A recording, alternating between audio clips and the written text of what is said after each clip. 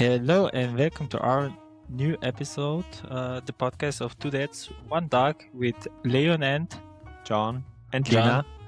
Lina. Lena, that's apparently not here today, none by us. Is having holidays by my boyfriend. A retreat from us. Yes, so we are Lena free today, and today topic is adulting is a scam. Oh, Yeah, interesting. the adulting is a scam in that situation that I am apparently now at the point that I'm moving out of Austria again to Slovenia. I bought a flat or apartment in Slovenia, and the topic is like, I think that will be a good topic because now I realize that everything is a scam. What I was told actually at the past when I was like, I think everybody of us heard when you were young, go to school, learn, be a good student, have good grades, then you will get a good job, good well-paid job, then you will get a good salary then you can buy a house, can have a dog and family and so on, a fancy car and so on. But we all know so easy it's not today because financial is not so cheap anymore as it was like 20 years ago. Everything's skyrocketing as hell. Yeah, the times have changed. The times Completely. have completely changed. You will not get a flat like with your salary, what you earn in a year. Impossible. Usually you need to take a credit, mortgage or something like that because you cannot afford it. Or just be born into a rich family. The easy way. The easy part of rich family that already have a company that you just join and you have the head of the company already because it's a family company. That's the easy part. So yeah. So my first question to you, Jan, was it by you the same as by me when I was young? Young, 10 or something like that the parents say learn, have good grades, that you will get a good education, that you will get a good paid job and so on. For sure, that's the classic story, and I'm no exemption of that. Even though I was never pushed in a certain way that I need to achieve some specific set of goals. It's interesting because if I think back into the past, there's a really general idea or like general sentence which we probably all heard, that like, yeah, you need to go to school and you need to have good grades so that you will get a great job and that you don't become like a trash man. Even though now thinking of it, a few days ago I was driving through Vienna and I see a lot of those people working in like trash pickup.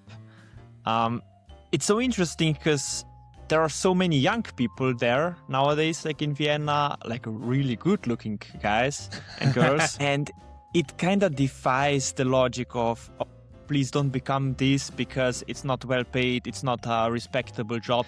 It's the opposite. It's a really good a well paid job, it's a respectable job because every job is respectable if you're contributing to society.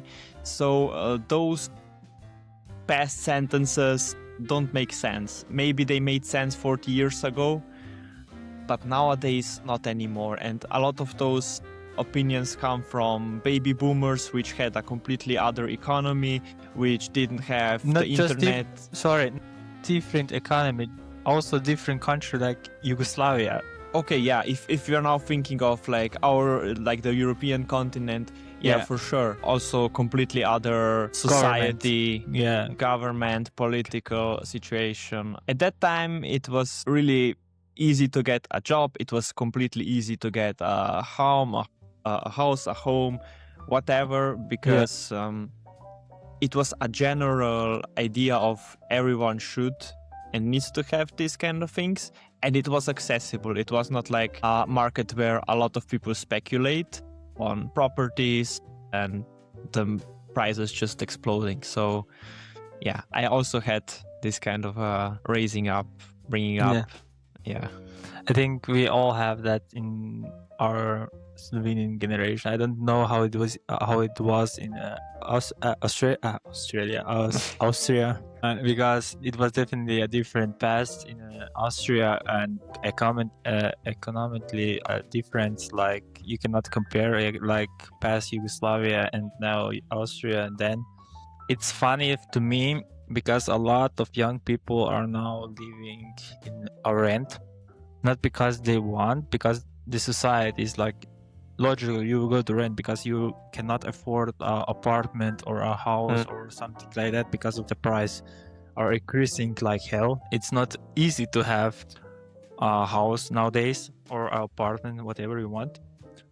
You need to really, really have a good paid job. That's the first. And the second one is the bank, because the bank doesn't give a loan to everyone. Like sometimes you can, from the bank you get an answer, you cannot give it, I would say now cost like 700 euros per month credit. You can, because they said you cannot afford it because you have to low. Yeah, they have certain requirements, how much of your income you can spend on that. The same person pays like for rent like 900 euros. Yeah, that's the crazy part. Like they would not give you a loan for like this fixed amount, but you can over exceed your rent by a lot, and it's okay. So not logical some point. Yeah, because he have the same payment, rent can he afford, but not a loan that's actually cheaper. And I think that's in our society really wrong, because somehow, okay, I understand the bank because the bank wants to be secure that he get every time paid and doesn't lose, and but actually he needs to do that now and with more money. And anyway, the bank would have like the option of, if you're not paying it, they could just take away your property. And also when you were younger, nobody tells you the hidden expenses. What are hidden expenses? Adulting, like insurance for your car, insurance for your house, insurance for your life insurance, everything what is insurance for your dog, because we are paying to Lina insurance. She's insurance and she gets treatment faster than a human nowadays. And it's so much hidden expense that you don't know at some point of age. Because I remember when I was young, I was like, I knew somehow how much my dad get paid, and I was like, oh my god, I will have so much money when I start to work. I will have like, I didn't know the high expenses like fuel. Okay, I knew you need to fuel the car, like and but insurance, no, that was for me. What? Why? Why do you need that? We take so many things for granted just because we're not thinking of it at that time, and also you're not still not completely grown up, so you're in this in-between phase of enjoying all the benefits without thinking about what do I need to put on the table to actually be able to use this and that. And I'm really sad at some point that the school system doesn't have like a class that you learn with your finances. I'm really disappointed about school system that you don't learn about that, because I think it will really be helpful. Yeah, like growing up class. That would be really what a lot of people would need. Especially considering expenses and like earning a wage, how much money you can spend on rent and how much on food, things like that. Actually very basic things which not a lot of people think about. Yeah, definitely. And that's the sad part of our society, that because they're just learning us how to go to work somehow to earn like a not huge wage, but just so much that you don't die and then you don't quit the job. And that's apparently sad. That's the question for you now next, because I have some questions for you also. Prepare. And the first question, when we are in this topic, what do you think? Because sometimes you think nowadays you need to every time 2 years to change the job that you get a higher salary. Do you need that, or what do you think? It depends on the generation you are. If you're looking from like a baby boomer's perspective, they usually don't change jobs. They stick really to a company almost a lifelong, because change for them is really problematic, let's say. Our generation is a bit different. We are looking more on that's at least my opinion, and from the people I know, we are more focused on having a lot of flexibility, having a life-work balance, not being burnt out from the job, but also trying to make a good living wage so that you can afford a lot of things. And if that means changing jobs, yeah, of course, why not? I don't believe that it's worth to stick with a company for a really long time if you're not seeing growth potential, if you're not seeing like a good work environment, that the people you're working with create a good day-to-day like work day. Yeah, if those criteria are not present, then it's worth just looking around and getting some idea of what other companies could pay you, what you could do for the other companies to be like worth more, and just explore the best options. Because I think life is too short to work at a job you don't really like, to work in an environment you hate going to every day. And yeah, just trying to find your best way, because we have one life, and like it would be really sad to be stuck somewhere. But I know that like from past, like from my parents and like from other people, they usually stick to 1-2 jobs. And if it's not completely working out, then that's how it is, because they say it's a job. It's not like a fun experience, but it needs to be a good trade-off. How is it for you? Like, did you have the same experience, or? I will be honest, this job what I apparently now, it's my, I think I need to count it now, 4th or 5th job. Apparently that means I change a lot. I have like 7 years working years, a little bit more than 7 years. I saw that because I was interested that a month ago or something. Somehow I found documents about that. I don't know. I don't know anymore. But yeah, I have 7 years working years.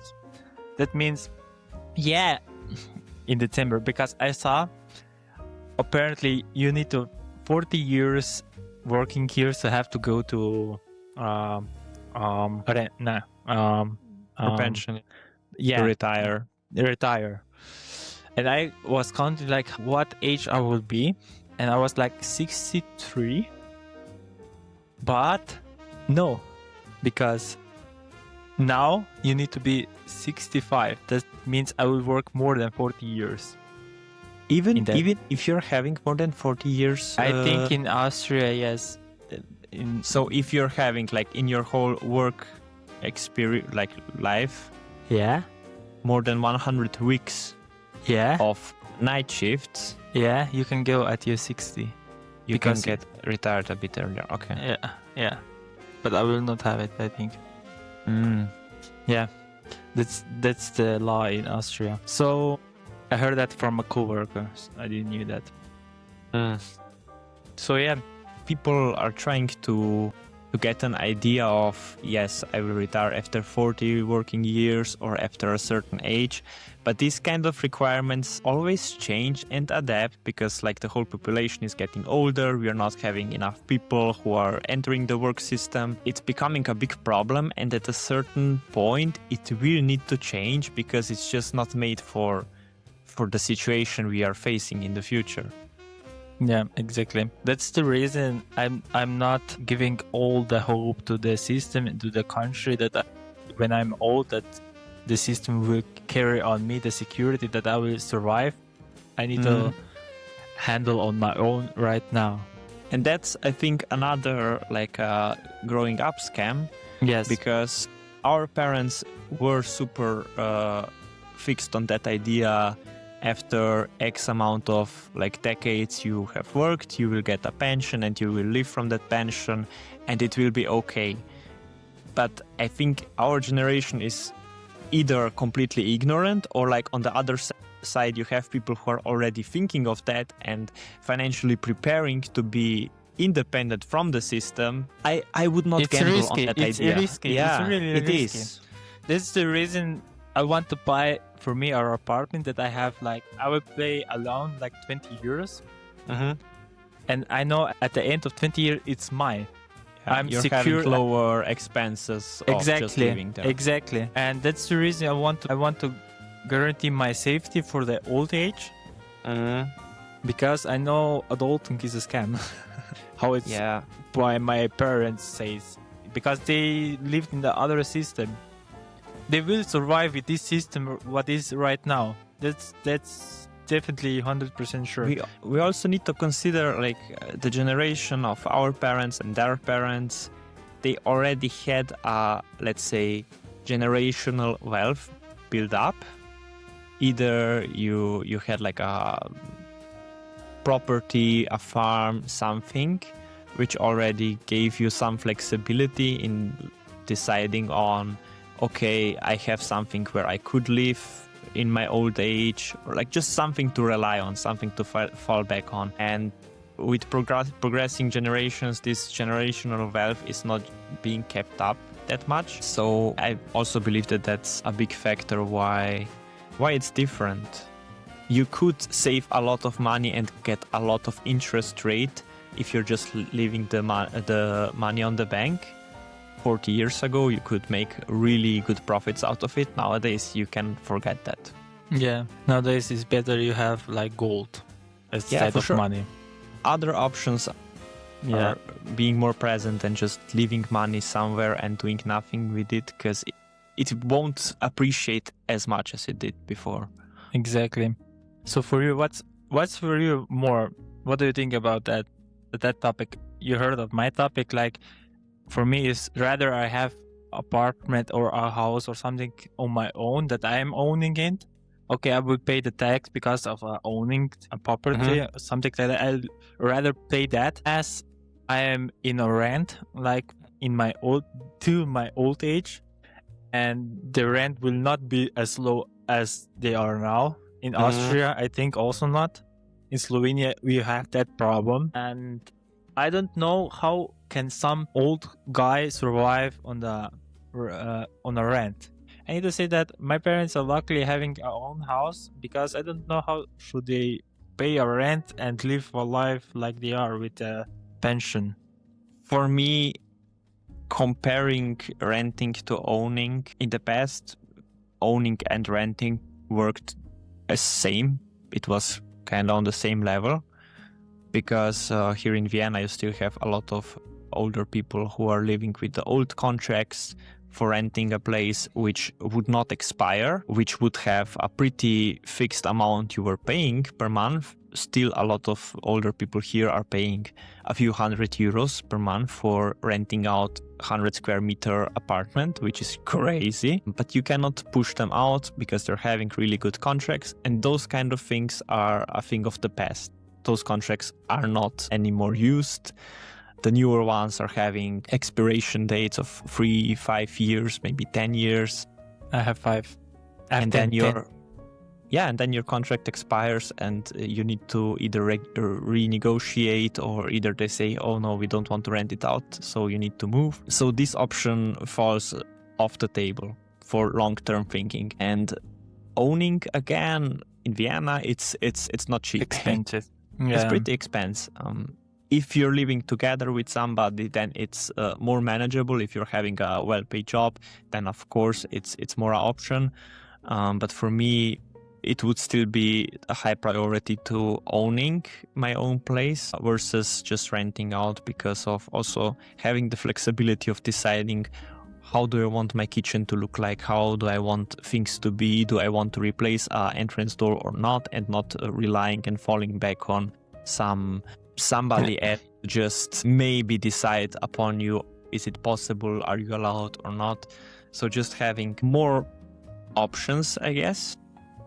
More freedom, actually. Yeah, for sure. But I also see that our generation is either still like more traditional in that sense, like more thinking of owning versus buying, owning versus renting. And then you have also the other group, which is more reliant on, I want to have best experience right now, and I want to travel the world, and I want to explore, and I don't want to own anything because I will die anyway. That's also a lifestyle. way to go. I think it's a lifestyle. It's a lifestyle. It's not every time. My lifestyle is like owning a apartment or a house. You know, for some Yeah. lifestyle you rent it. You're not fixed in one location, and Yeah. I I think believe that's more. that this Yeah, kind of a lifestyle would be more focused on just like having a secure future, like knowing kinda for sure in what kind of a direction you're going, what can you expect, and just maybe lowering the risks of happening, like something unexpected happening.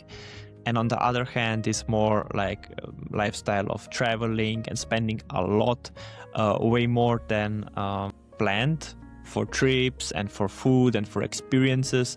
It's more like a hedonistic kind of lifestyle, which can also work out, but you don't know the outcome. It's more risky, let's say, for the future.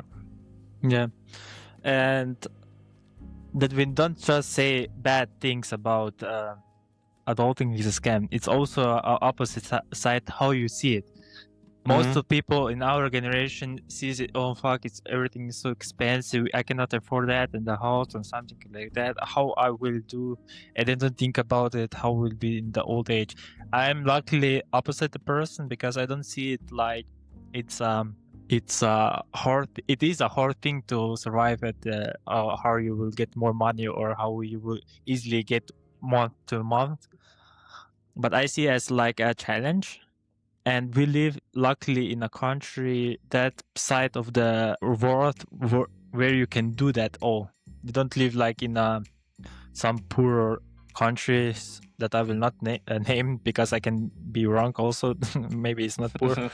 It's easier for us to do something like nowadays is like I know a lot of people that are side hustling culture. They don't have just permanent job, but they do also something by. That's I think the biggest change our generation because we are more flexible. We knew things more to do, and we know why not. I see a lot of people that are something doing by. I know some people that are two different As a side hustle, you mean? Yes.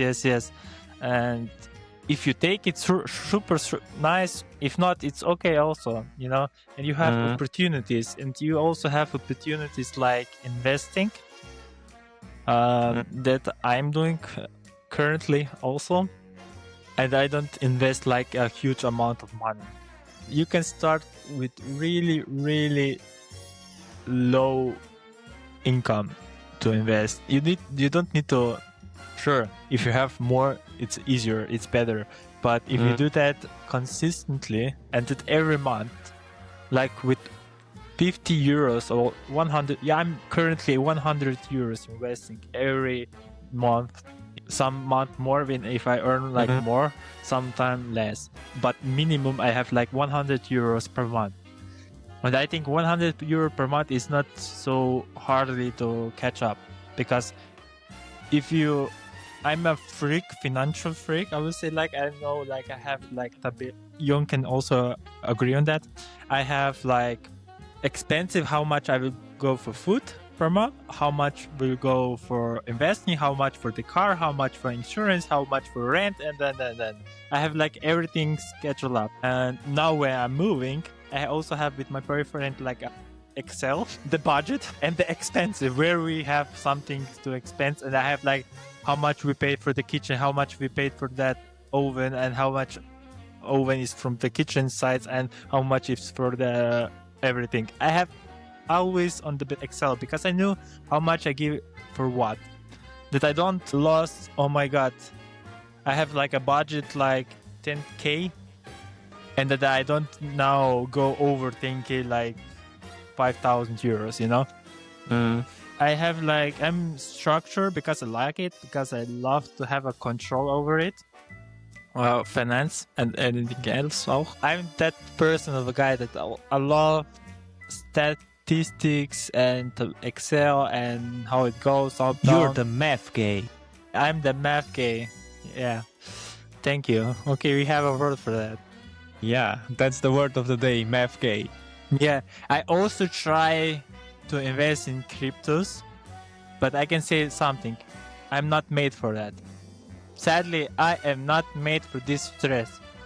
It's too much for me. So you can say about how I believe that's where a lot of people get it pretty wrong, because trying to be a financial guru or investment guru, and if you look the statistics for like the best investors in the world, they are also like not long-term beating just simple pools of like multiple stocks in one, because it's really hard to predict what the future will bring. And for sure it's good to have like a starting point and determine an amount. Okay, I could save this and this much money, or like invest this and this much money, and just doing it consistently, because it compounds by a lot, and a lot of people don't think about this, because it's actually like a task you need to be really aware of and start doing this habit intentionally.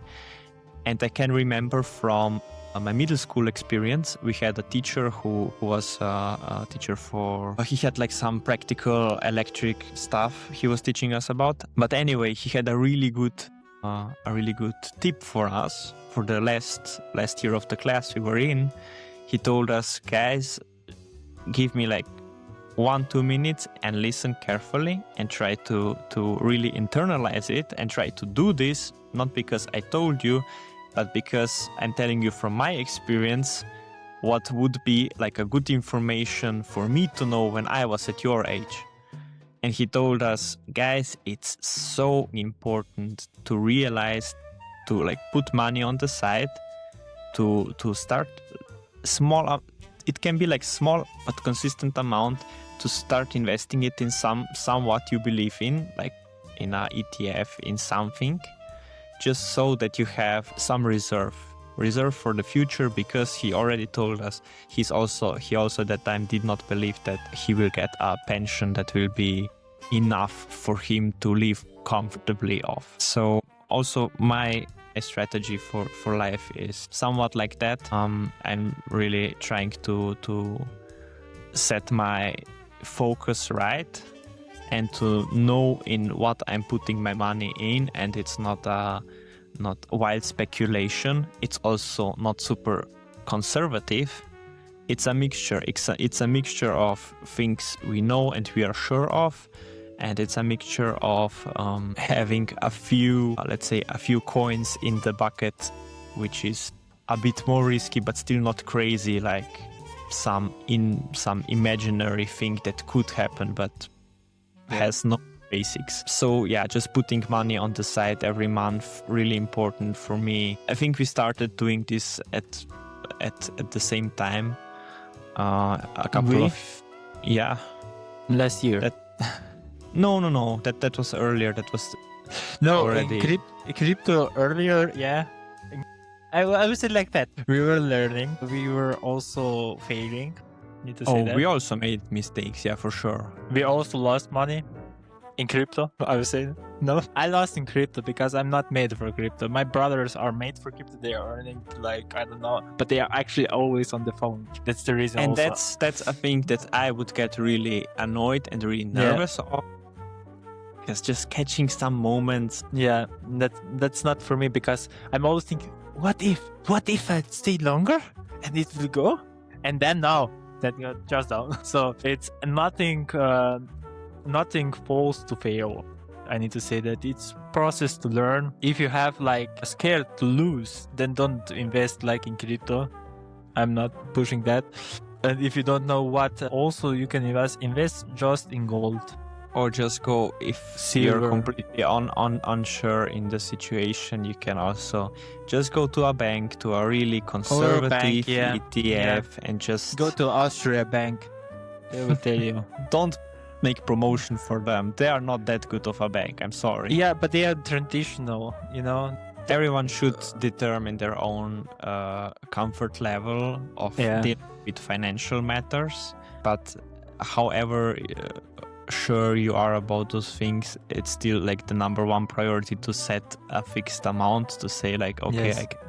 You can also do, you can do monthly. 50 euros or 20 euros. You can nowadays you can go with 20 you can euros, 10 start euros with also. so small nowadays, and that's also a difference compared our generation to generation of our parents and grandparents, because they did not have that much possibilities. In their generation, it was possible to do these kind of things over the like brokerage house, over a bank, but there you had like limited options, limited flexibility. And nowadays, like with neo brokers, you can do so many things almost instantly. So it's really changed a lot. And that's also a crazy thing if you think about it, that our parents did not have as many options as we are having right now. Yeah, they were we more have so many options actually. Maybe that's why they were more staying more like at one job and not. It was also a safety because it wasn't so economically. It was some crisis economically, but that was like a period of time and that was gone, and you still knew that the company will stay. The economy was much more better because of the China was at that time rising, and the ordering was like hell. I know everything was from production made in Europe was like sending to China at that time because they were evolving. Now at this point it was more exporting than importing. Exactly. And now it's the opposite because China is, my opinion, not anymore in a country that is evolving anymore. It is still because I think it's, yes, the people earn less than we in the West, I need to say, that's true, but they are not living bad. It's a big trade-off. Yeah. I don't believe that we in Europe could ever beat the Chinese market in terms of delivering products for such a low price, because we have really strict regulations, really good work laws. People are not getting completely exploited. Exactly. So that's a bit of a, let's say, problem for Europe, because it tries to be competitive, but you cannot be to this kind of a level. We have a certain, because we have a certain standards, you know. Yeah, for sure. But that's all right, and that's how it should be. We should not produce everything on the expense of the people, of the countries, of the nature. You need to have a basic idea of what's a good economy, and I do believe that Europe is going in a good way of setting up high standards. It's slow, but it's you know, it's slow and secure. It's not crazy. It's not making overnight some crazy changes and some radical thinking, but it's doing it really progressively. And even if in times of like complete craziness around us, it's still staying in a really non-shaky way, in a really preset direction. And that's nice. That's really reassuring. So I do believe we can consider us really lucky to be on this continent. Definitely. If a continent was like a game, I always say that, where you start like easy mode, easy mode, normal mode, hard mode, and hard mode. Yeah, ultimate. I would say Europe is like easy mode. It is pretty. It is pretty easy mode, even though in European Union. I need to say that in European Union, but it's out of European Union. It's a little bit difficult, or maybe I don't know how it's in Bulgaria and Romania. I don't know. I will not say that. But other countries like there, you have a lot of options. I need to say, or you can just move from Romania to other country. You also get that. So yeah, because it is possible. If you are in European Union, you can just move if you don't like it in your country. You know, that's opportunity. That's the benefit of living in the European Union. That you have if you really flexibility. Yeah, if you are born in European Union, it's easy mode, or Norway, or Iceland, or Switzerland. Yeah. I would say Africa is hard mode. Asia is like, it depends which part. There you can get hard mode, normal mode, and easy mode. To believe if you're Taiwan, it would be easier than if you're some rural area, Laos. I will stick to Europe.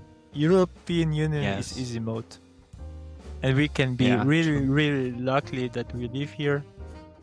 And have democracy and how it is, because I think the European standards are the best standards in the world. People, I believe people sometimes forget we are paying a lot of taxes, but those taxes not in the most efficient way ever. That's true. Are getting used for like the benefit of all the Europeans, and that's a really nice thing. Sometimes I don't agree with everything with Europe. I do not, but I agree on what we are doing, and I can be happy that I live here. So that's your 5 cents. That's my 5 cents. Yeah. So for the people that are screaming now, I don't have money, I don't have just look, make 1 month. That's a homework. If you want to be better at finance, make for 1 month like a schedule how much you pay for food, how much you paid for insurance, how much you paid for a car if you have, for rent, everything in that, and how much you earn, how much you pay for clothes. No, that's nowadays a little bit expensive, or games, I don't know, computers, stuff. That's a lot of expense, and see where your money goes, because then you know where you can a little bit cut it or do it less, and then you have maybe money to save or to invest or something what you want to do if you want a better life or a secured life after. That's, I think I find so crazy that some people don't even know where the money is going. Yeah. It's like, yeah, it's coming in and then it's going out. But where? I'm doing this for 7 years now, and every year is like my finance is more and more better. Older than am I, expensive am I. So you're really tracking that. I'm pursuing more a more pragmatic. Everyone can do how he want. Yeah, because you're tracking really every cent, and I'm just like dividing the money on different accounts and different cards, and then I know that's the car card, that's the shopping card, that's the groceries card. For me, is that the most confusing things to do, like Jon. But yeah, however everyone wants, how it's easier for him, that he knows to track. You can do whatever. Nowadays, you can have a neobank. You can have 1,000 accounts, and for every like Jon, and it's costing you nothing. And costs you nothing. It's costing you nothing. You have a virtual card, and you can like really set monthly goals for that account and know how much is coming in, and maybe money starts saving up on those accounts. It's so super easy and simple, and for some reason a lot of people are still just going month through month and not knowing what's happening and just hoping for some money to stick and something to, I don't know, to happen magically.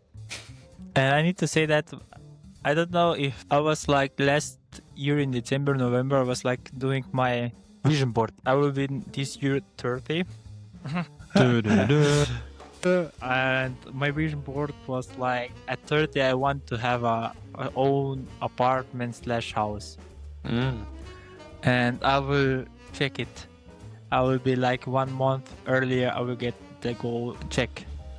And I'm really excited about that, because that's one of the biggest goals, achievement at my age that I a little bit forgot, but when it happens, I still see that it works out. I also said I will get married, but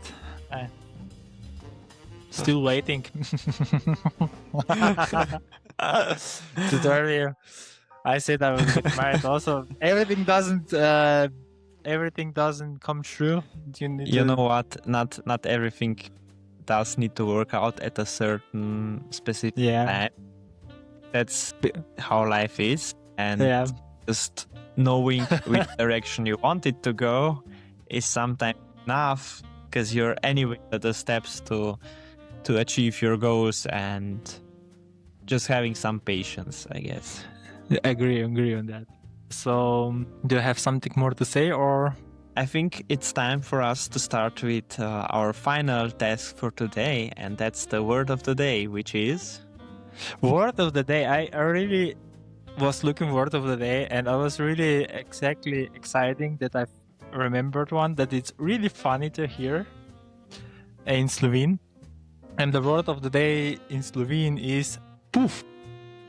Puf means debt, that you are in debt. In Slovenian it is really a lot of time used that you don't say you are in mortgage, loan, credit, something like that. That you're in debt.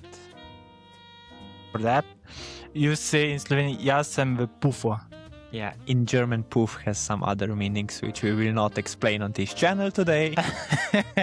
So that will be all for this episode. So thank you for listening and see you next time. See you next time. Bye bye.